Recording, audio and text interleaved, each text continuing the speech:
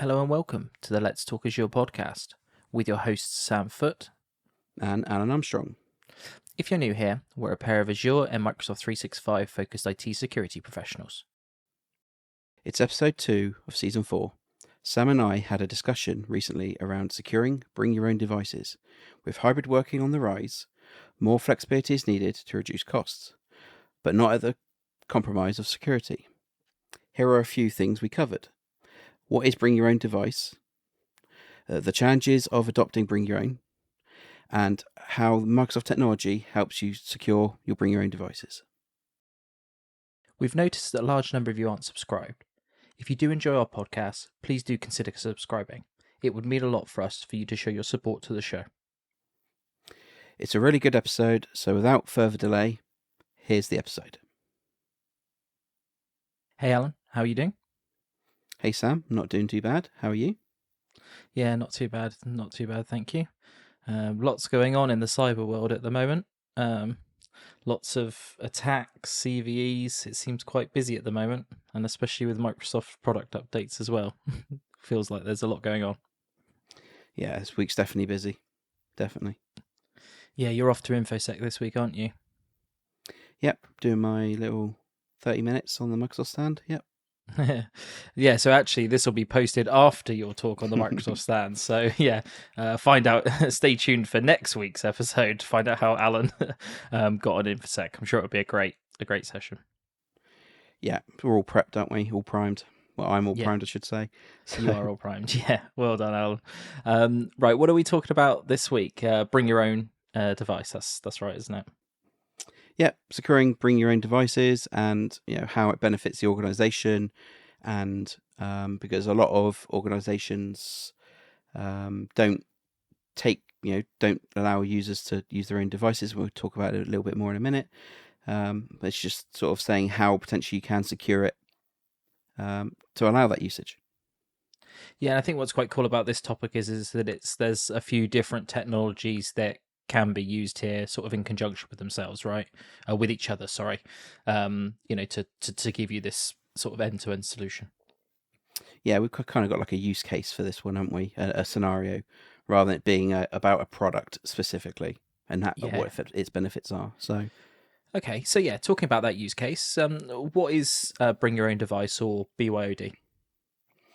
Yeah, so bring your own device or bring your own devices is the concept of allowing users to bring their own device and use it to access corporate data. Essentially, this is potentially using laptops, their own laptops, bring them to work and accessing Office 365 or applications. Could be mobile phones, so that you can have your email and Teams on the go. And this is instead of providing providing hardware. There may be scenarios where you might not want to provide, some users might not want to carry two phones around with them. One that is securely, locked down and secure versus, their own personal phone. But then you've got challenges like privacy on that personal device, because you don't want to take any ownership of accidentally wiping personal photos and things like that. So that's kind of the concept of it. The value is potentially either side. There's not let's say simplicity, but make it more convenient for the user. As I kind of say, you don't have to carry two phones, things like that. It might be part of possible like business continuity a little bit, where you've got another way of a user accessing corporate data in a secure way without when their laptop or other hardware fails, as well as potentially the organization may be saving some money in hardware, because there may be to be at a certain level of security, they may need specific hardware, which might also mean that they can't obviously do bring your own device. It's not for every organization. So do we really see that the most popular use case for bring your own devices for mobile devices more than it is laptops, really? because of people being able to access like their email, their Teams, and other documents whilst they're on the go, but like you say, without having the inconvenience of carrying two mobile devices with them. Yeah, exactly. Yeah, the main use case is mobile devices, Android and iOS. Used to be Windows phones as well, but they don't exist anymore. Well, there may be some out there still.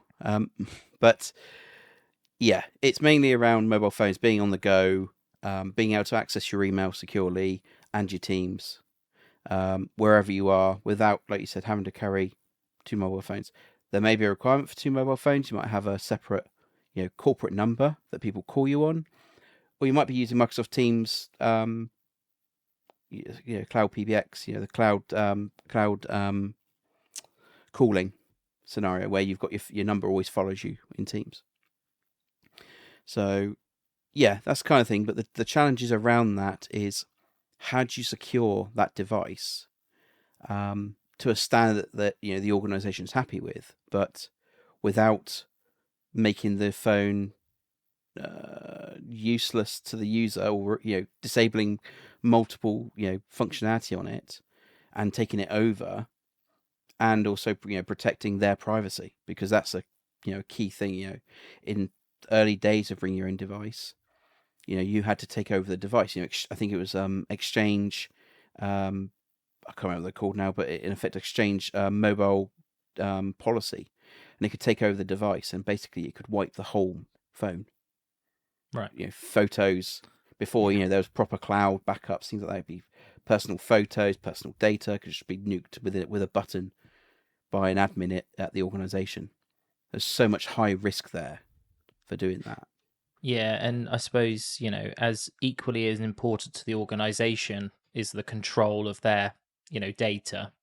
But on the other side of it, if you take it from like the end user's perspective, as you've mentioned, their data and their privacy is obviously, especially for something like a mobile phone, where you do have, family photos, and other, really Location. sensitive. Yeah, do you see what I mean? Like there's a lot there going on. So that really seems to be the challenge to me of organizations with Bring Your Own Device. And it kind of sounds like a concept that I would imagine a lot of organizations struggle with justifying that risk, if that makes sense. But I suppose it's really in that delicate balance of giving the organizations the control of that data, but not overreaching into that personal space on that device. Yeah, I think there's been a bigger request from the users as time's gone on. Not even recently, more probably five years ago, there was definitely a push for, can I use my mobile phone because I've got one. Yes, I don't have a corporate phone, but it'd be really good to have email on me so I can respond quicker. I can be more efficient at my job, and that's a personal choice to them. You've kind of then got to think about your work-life balance, because that can cause a little bit of havoc there, because you've just got access to it. You see an email come up, you just get on with it. You see it, you open it, you respond. But yeah, it's definitely seeing that pull towards asking for it. So yeah. Yeah, and I assume some users are just gonna say, no, my personal device is my personal device. If the organization needs me to have email on the go, then they're going to put in a request for a phone, aren't they? Or some sort of device to be able to access that. So that could be quite a tricky conversation, I suppose, if it's coming from the side of the organization that's driving that change. Yeah, I don't think it can be something that you can demand that happens. Not without there being that conversation of, well, if I'm using my tariff and my mobile tariff and my mobile phone, I want the organization to contribute to that because it's part of my day-to-day now, sort of thing, where I think it's got to be a choice of, this benefits me, the organization has allowed me to do this, but it's my choice kind of scenario. Yeah, it sort of is a benefit to both sides, isn't it, in different ways? Yeah. Because Yeah, I can imagine that. And you did touch on like work-life balance, but you know, anybody that's ever had a corporate mobile device knows it's more of a hindrance having to keep the thing like Charged. charged if you hardly like, unless you're in sales, like you might not use that phone very often, so keeping it patched, keeping it powered and everything like that, and lugging it around with you is sometimes a bit of a challenge. So yeah, I can definitely see the appeal from a user perspective, to be able to do that. Yeah, I've been in. Well, we recently had sort of two mobile phones before we went bring your own, and you're right. It hardly used it. Had to make sure it was powered on. It did my MFA as well only, so I had to make sure it was powered on to be able to log into when I'm out and about as well. You forget it because you're not used to carrying two phones with you, and Yeah, then and you're that's kind of yeah. crippled a little bit. Yeah, and at that point, are you is MF is the Authenticator app kind of outside the BYOD sort of sphere, or is that sort of in scope of all this anyway? Because if you've got the Authenticator app, and you don't have BYOD, is that still something that can go on personal devices before you get to sort of a full BYOD implementation? Yeah, I think it's kind of it's related and not at the same time. You've got an interesting scenario there where MFA now is critical. 5 years ago, it was maybe it's great to have it, but it's a pain. It's not life now like it is today.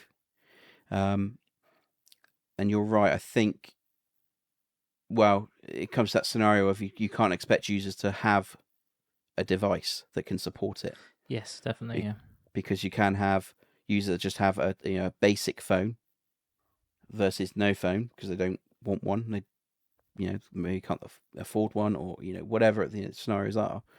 So there are still going to be some scenarios where MFA sometimes it's cheaper just to buy a phone contract for a user. You don't have to have an iPhone to do that. It can be an Android device of the not necessarily the highest spec one, but they're relatively cheap to sort of bring in. Sometimes cheaper than a one-time password device now.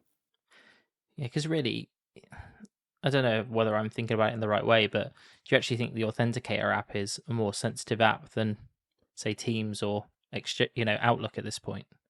Because with it, you've sort of got the keys to the kingdom, so to speak, right? You've got one part to it, Yeah, yes, that's true. Yeah, but yeah, you've only got you still need to know their username password. You have to have access to that app. You can't transfer it. I guess the difference with sort of the bring your own we're sort of talking about today is that the corporate data on that device being unsecured, accessed by any app that the user installs. Yes, you're right. There is risk in having the MFA app on a personal device and maybe not managed. But what do you do with um, you know your login to Facebook, which says I'm going to send a password to your email address? Is that's only got username and password on it? So, Alan, what Microsoft technology is there to help secure BYOD? Seems like quite a complex challenge. Yeah, so it's probably three or four. Well, it's probably a couple of technologies, but three or four parts to those technologies. So one part which is very popular with mobile devices is the app protection policies, allowing you to secure the application themselves and containerize them without the need um, to secure the whole device. Another one is specifically for Android, but Android Enterprise and work profiles, which is a slightly different way of providing corporate access to them, different to iOS at least. The other parts are session control, managing a browser session, and what you can do within that session, and then conditional access. How we determine what a user can access on what type of devices.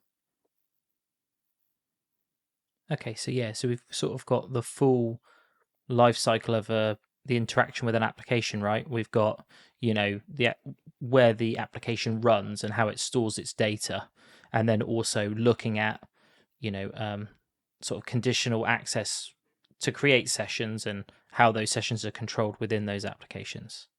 Okay, let's jump into each one of those in a bit more depth. So, can you talk us through app protection policies? Yeah, sure. So app protection policies are within Intune. And in effect, what you'll do is you can have different scenarios for them, but in effect, you can have a policy that says these enlightened applications, and when I say enlightened applications, they have the app protection policy SDK built into them. So all of the Office applications, or majority of the Office or the Microsoft applications, have that technology baked into them. You can add, if you've got a third-party application, you can add that SDK into it to provide that security, this security that I'm going to talk about, into them. Other third parties do support it. So like Adobe Reader has the app protection policy enlightenment SDK built into them, so you can secure those as well. So what app protection policy does is, in effect, when you sign into the application for the first time, it will go and check to see Intune to see if there's a policy assigned to you. If there is, it will then pull that policy down, and that policy specifies that this account is containerized on the application. So in effect, it encrypts a container and then puts all the data in there that can't be accessed. So it straight away separates the data from your other, from the rest of your device. So no, potential malware, spyware, other applications can access that container, which is great. And when it's done this, it's only managing the application or applications itself, not the device. It does some checks against the device, like is it rooted, jailbroken, things like that. The application version.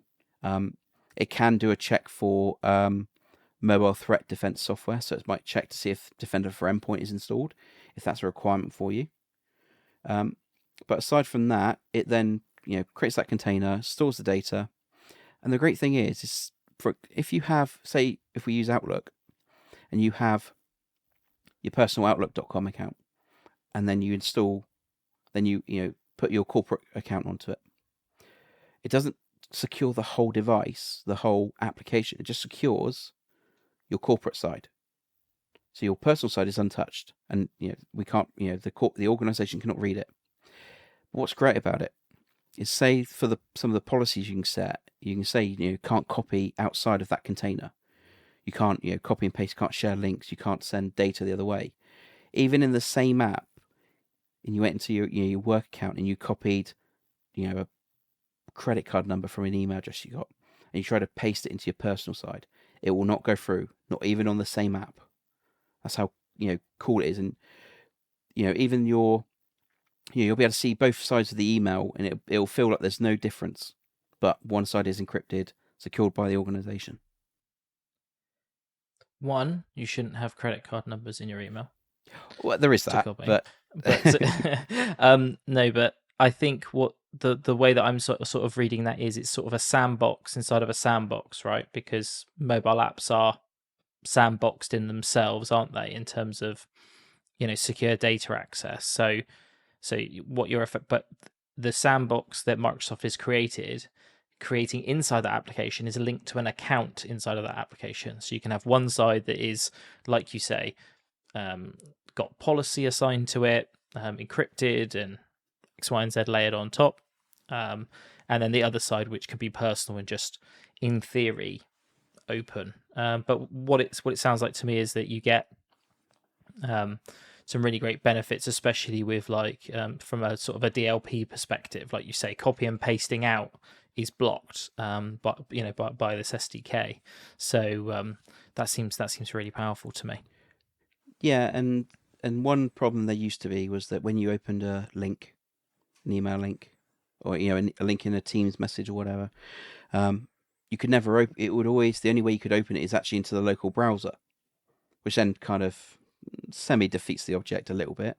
But you can stop that from happening. But then it became less useful with the use of Microsoft Edge coming out on mobile devices. That can now be containerized, app protection policed. So now you can open up your browser and access your applications and everything. So that's really good as well, that it's all containerized that way as well. So you use a separate browser.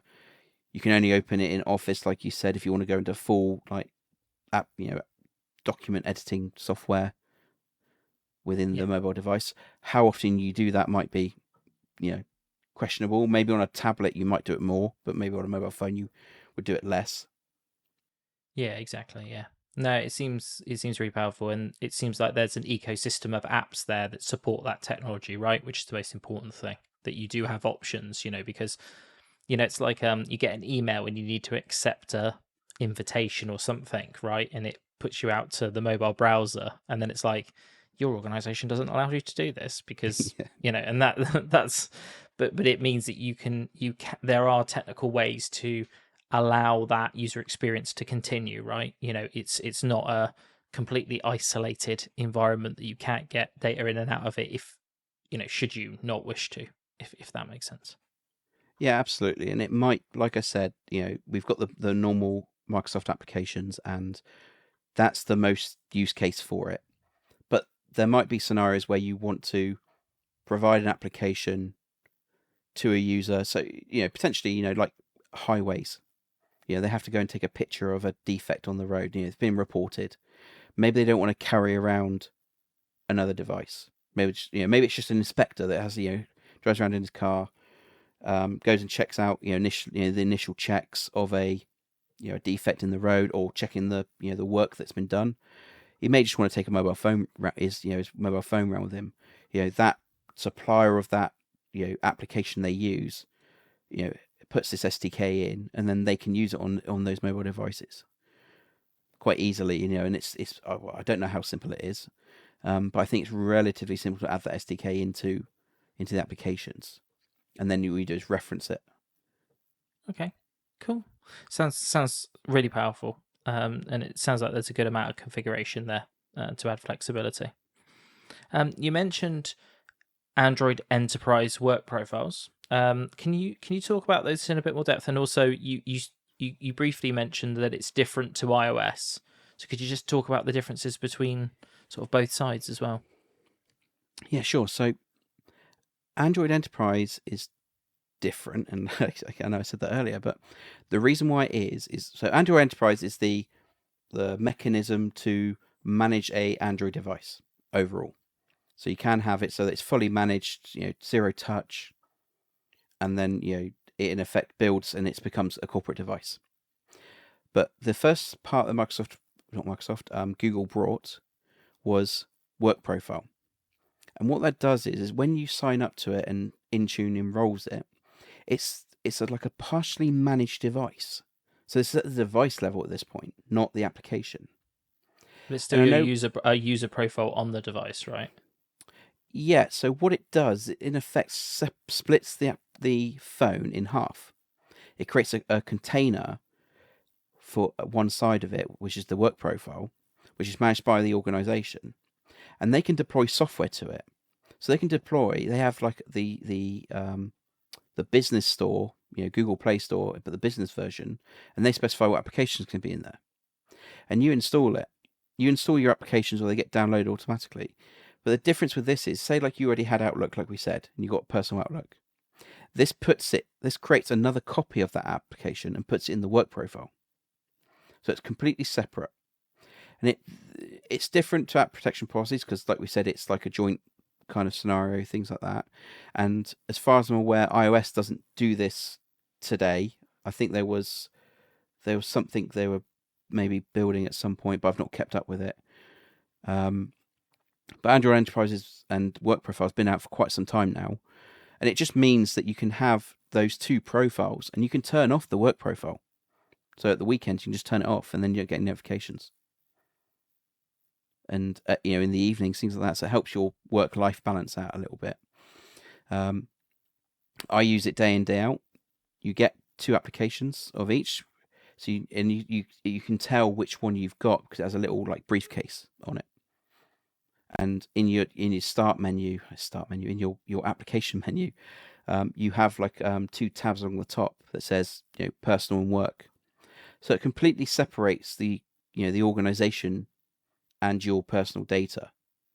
And it's the kind of benefits to this is that the organization can push the applications down they want you to have, and the applications don't have to be enlightened. It can be any application.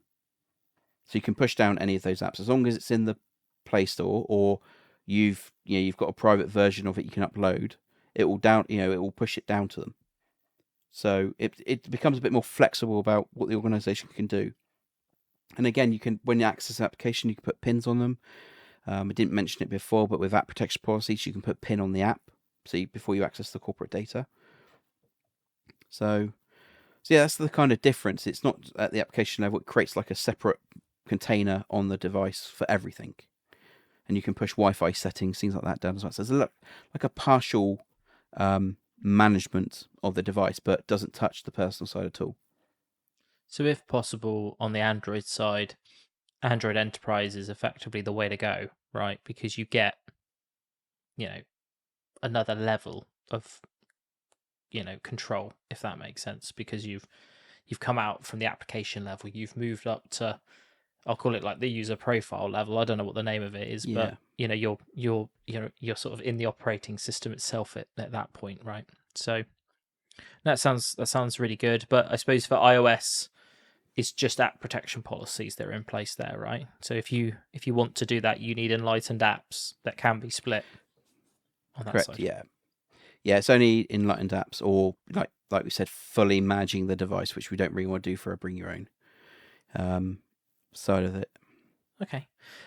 You also talked about session control. Isn't that part of Defender for Cloud Apps? Yes. So session control is all around the browser. So it allows you to manage what's happening in the browser. In effect, it's like a reverse proxy. So it's able to put controls in the browser to what the user is able to do. So this opens up. It may not be used so much on mobile devices because you've got those native applications that are well managed and probably more user friendly than going through a browser for some scenarios. So this is kind of tied to desktop and laptop operating systems like iOS, Android, and Windows.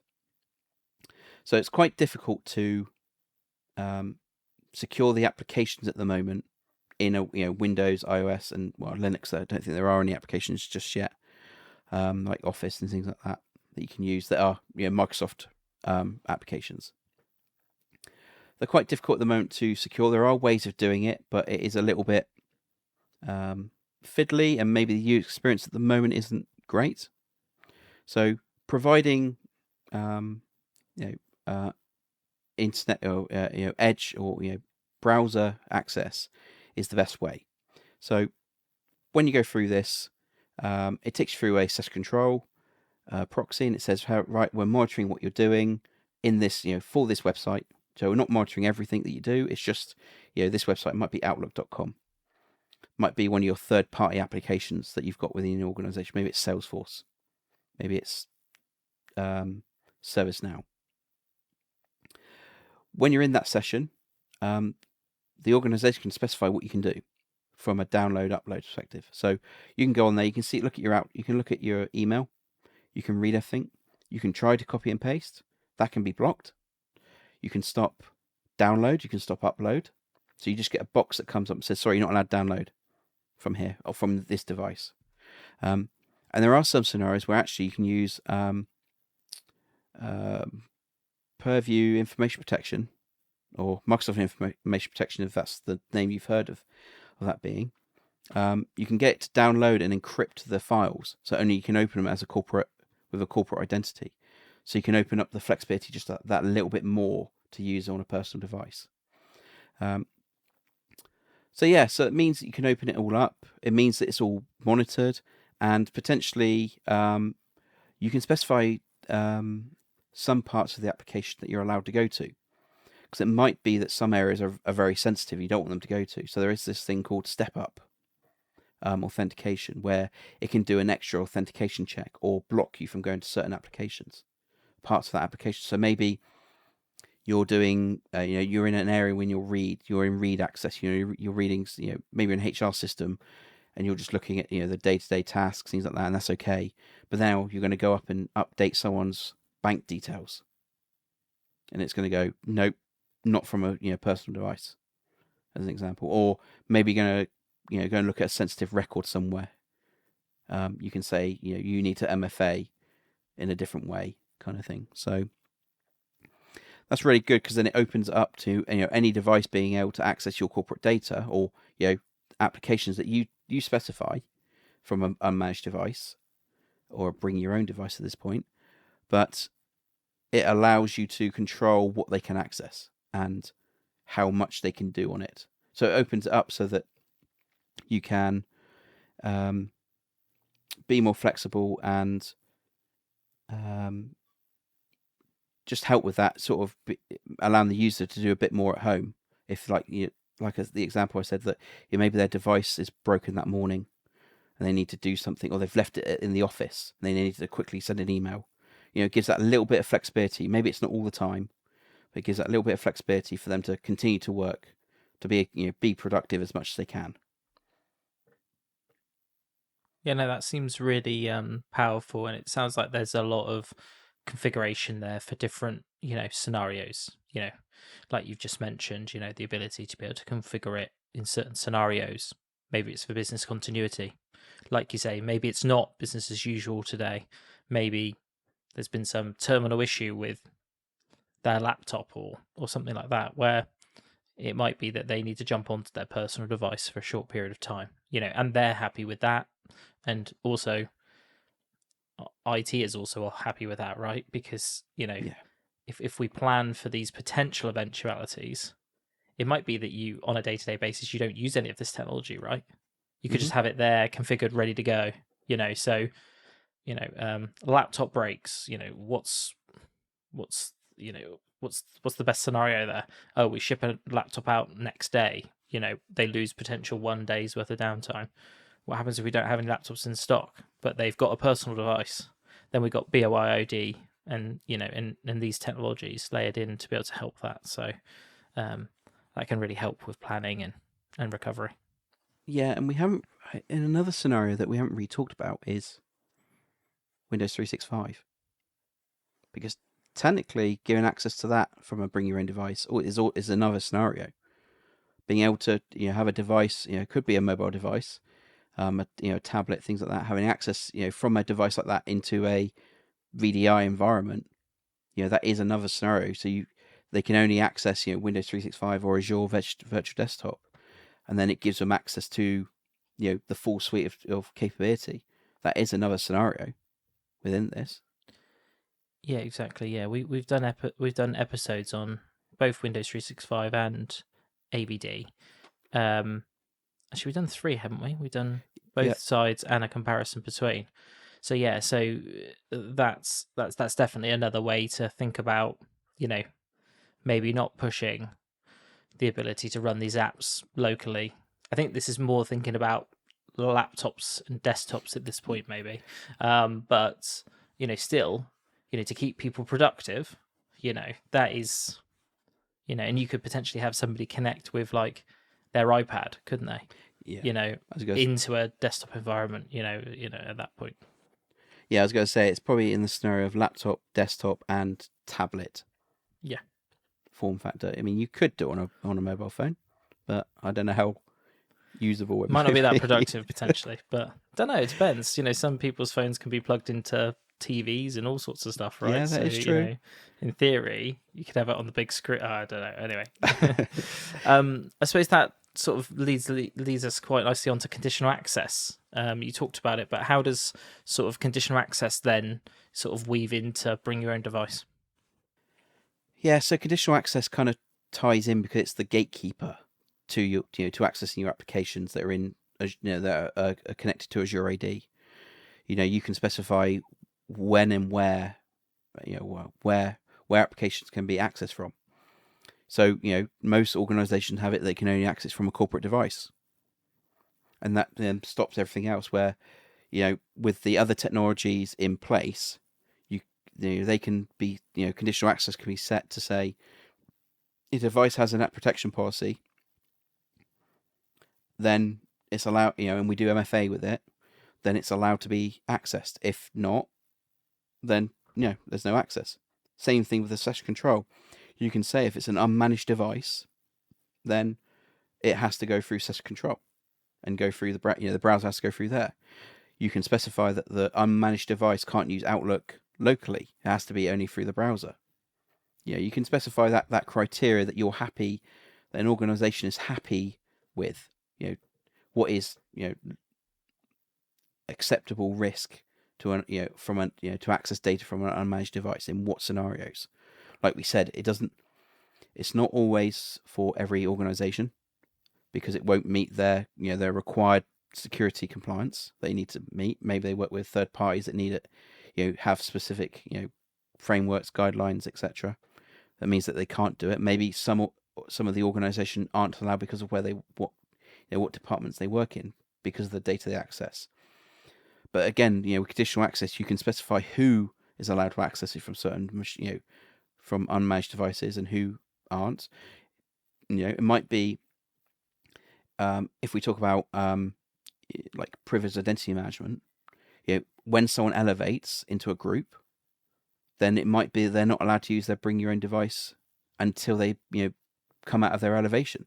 It could be things like that. You can be clever with it. It can be complex as well. But the simplest scenarios is mobile devices, Android and iOS. If they've got an app protection policy or they're using Android Enterprise, then they're allowed to access the data. And like you said, Sam, it might only be that you only allow Outlook and Teams and Office application, and SharePoint access. It might be they're not allowed to access your HR system or your Salesforce, your ServiceNow. You can specify what they can access, and that's the great thing about it. You can start off with just Teams, like you said, maybe then bring Outlook into it. And then maybe there's some users that maybe want a bit more, and you can trial it with them, see what all of the authentications are audited. They're in the Azure AD audit.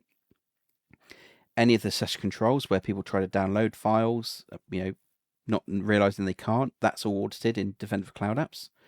So you can create alerts for that. You can, there's loads of audit there to help, make sure that you're, if something happens, then at least you can either act on it quickly, or you've got that audit to fall back on when an incident happens, if there is one. Yeah, definitely. Sounds, conditional access being like contextually aware of, app protection policies and BYOD being in place. There just seems to be like another matrix of options now, right? As you're authenticating, to understand what you've got access to. I really like the idea of being able to sort of maybe restrict access whilst people are like PIM elevated. Like if you're PIM elevated global admin, then maybe you shouldn't be accessing, corporate resources on your mobile device whilst you're elevated, right? So I know a lot of people just have separate credentials, don't they, for admin anyway? Some do, yes. But it might be the scenario that you have an AVD that is a customer facing or access a customer environment, and you PIM into it. Yeah, definitely. Yeah. And then you stop access from everywhere else. You're not allowed to access it remotely. Yeah, well, that's the thing. At that point, conditional access has so much customization inside of it. That layered on top all of the other technologies that we talked about, session control and app protection policies, you've got a really comprehensive, gateway to that data, if that makes sense. Yeah, and to be fair, it sounds, I guess some of the stuff we've talked about sounds really complicated. There's a lot there to do, but generally it's not too complicated to get started. to get started and starting to build some policies to test them out with some test devices or test users. It doesn't take. There's not a huge amount of configuration. It's more around designing it and getting that right and understanding what bits you want to do what. There's a lot of that's kind of why we're here in our day-to-day jobs sometimes, is that it's understanding what the art of the possible is and what technology sort of best fits in certain areas. But some of it on its own is relatively simple to configure. It's when you start joining it all up may get a little bit complicated. But and I think the inherent complexity is of the task that you're undertaking, though, right? Because we're talking about an organization. Each organization will have a very different risk tolerance, correct. Different data that they're storing, and potentially a whole set of different applications and workloads that they've got to support, right? You might have an organization that processes no PII data. I don't know if that's sort of possible, but let's just pretend there's an organization out there that doesn't process any PII data, and it's all maybe,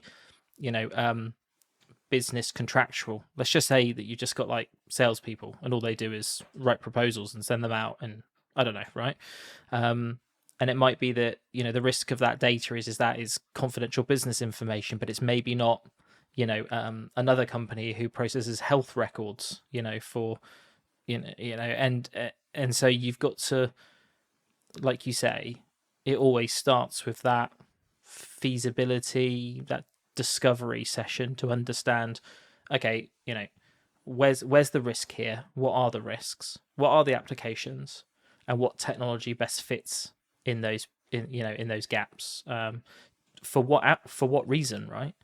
Because if the organization is just happy getting everybody a mobile device, then it might be that you get to the end of that and then go, actually, BYOD isn't right for us. We'll just pay the money and people will just have to put up with using our kit. It's just as simple as that. So yeah, like you say, going into that, it feels to me like there's enough technology there that the challenge isn't really the technology, it's the architecting that solution, in a secure way. Yeah, absolutely. And like I said before, it's not necessarily for every organization. It's not something that it's great to have. Don't get me wrong, and users will enjoy it, love it. But if it doesn't meet the security requirements that you need, or the risks are too high, then that is absolutely fine. It's just it is just one of those things. It's one of those sort of areas where it's there. Most likely, you're probably paying for the technology. So it's there, ready to use. But if you don't, if it doesn't fit, it doesn't fit. It's not, it's not best practice to bring your own devices. It's the capabilities there to help flexibility. Yeah, so let's talk about that. What do you need in order to? We talked about a few different Microsoft technologies, but what do you need in place in the organization to make it viable? So, if you wanted everything that we talked about, then you will need, Azure AD Premium Plan 1, Intune, and Microsoft Defender for cloud apps. So that's the individual SKUs.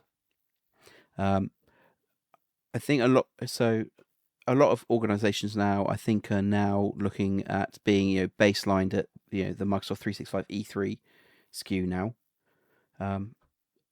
That's what we're seeing anyway. So that means you have the Azure AD Premium and Intune. So that means you can do app protection policies. So you can support mobile device, bring your own. And that's just at the E3 level. So that's great. Most people probably have this in place today, or have the technology and have the licensing to do it. That is also available in the Microsoft, the Microsoft 365 Business Premium, I think it will be. Yeah, Business Premium, yeah. Yep, so that will have it. And I think that does come with Defender for Cloud Apps. I have to double check that. But I thought it did. But yeah, So potentially with Business Premium, you have everything, and for users or organizations that are on Microsoft 365 E3, you can move up to E5 security or just add Defender for Cloud Apps on top, and that will give you the full capability. But like I kind of said, if you're not too worried about giving access to the browser straight away, and you want to use your current licensing, then Azure AD Premium Plan 1 for Conditional Access and App Protection Policy and Android Enterprise is capable in the Microsoft 365 E3. So you can start allowing users to bring their own mobile devices. Okay, yeah, that seems great. And like you say, a lot of organizations are going to have a lot of that, especially because a lot of it's covered by Business Premium, right? Yeah. There's lots of organizations that might not hit the seat numbers yet, but they want, they're at that SKU level anyway. And then, like you say, E3, from what I've seen, seems to be a bit of a benchmark in the enterprise, for sure, definitely. Yeah, and like we said, that's a good place to start with. There's a lot of Intune capability there. We did an episode in season 2, I think it's episode 4, where we talked about modern device management with I think we called it Microsoft Endpoint Management, but it's been rebranded since then to Intune, back to Intune. So that's probably worth, if anyone's not looked at Intune, to probably go back to and check that out, where we talk about modern management of all devices. Okay, yeah, great. Well, thanks very much for that overview. Is there anything else that you want to go through, Alan? No, I think I've covered a lot of it. Like I said, it's worth investigating if users are asking, because you might already, like I said, you might already have the technology there, just might need configuring. But at the same time, it doesn't mean that you have to have it, because it might not fit. And I think that's key. We're never pushing for bring your own devices. It's just the users might be, because they want easier usability or scenarios, flexibility in their day to day. But sometimes it just doesn't fit. Okay, cool. Thanks very much for that, Alan. Next episode is going to be on Azure Functions. So if you haven't used Azure Functions before, it's a serverless solution that allows you to effectively write your code for your business logic inside of your applications, and then effectively give that code to Microsoft to host that code for you. So no deploying and maintaining of servers, very minimal cloud infrastructure that you've got to the responsibility of managing, and Microsoft is there providing you, the hosting environment and the operating system updates. You just simply focus on the code, and then you effectively upload that. There's many different languages that are supported, so I'll go through that. Some of the benefits of using it and other serverless technologies that are inside of the Azure portal. That sounds like a good episode. I think we've talked about Azure Functions, but not actually done an episode yet, have we? No, I don't think so, no. Cool. Okay, so did you enjoy this episode? If so, please do consider leaving us a review on Apple or Spotify. This really helps us reach more people like you. If you have any specific feedback or suggestions, we have a link in the show notes to get in contact with us. Yeah, and if you've made it this far, thank you ever so much, and we'll catch you all on the next one. Thanks all.